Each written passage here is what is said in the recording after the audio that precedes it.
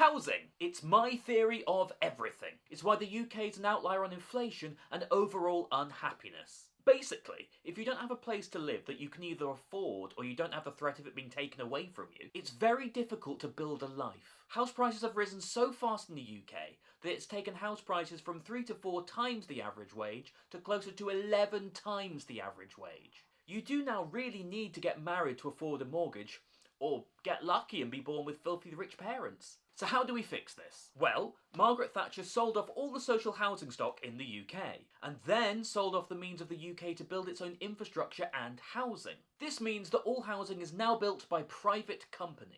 The first thing the country needs to do is create the country's largest building firm. Recruit architects, builders, electricians, plumbers. You name it, the government needs to bring those skills in-house. We then need to spend the next 10 years building social housing, more social housing, and only social housing in every district in the country. Where's the money coming from for this, I hear you cry? Well, this is where it gets complicated. I want to siphon off money from both council tax and infrastructure spending. If I can avoid borrowing money, I will. But the ingeniousness of this is, once you've built the houses/flats, you can start renting them. Therefore, whichever borough we start building in first, we then use the rental income to pay for the next round of building. And on it would go. But how does that work? Doesn't the government pay billions, for example, in housing benefit? Yes, it does. You see, money sometimes works a bit like this. And speaking of money, how about the $20 you owe me? Oh, yeah? Well, I only got 10, so here's 10 and I owe you 10. Thanks. Hey, Mo, you owe me 20. Well, here's 10 and I'll owe you 10.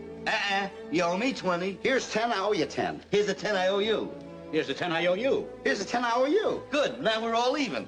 Currently, one of the biggest wastes of money in the UK is the government paying private landlords rent. Because this then permanently takes money away from the government, whereas if it just pays itself, it gets recirculated. And the government is set to spend around 35 billion on housing benefit in 25-26.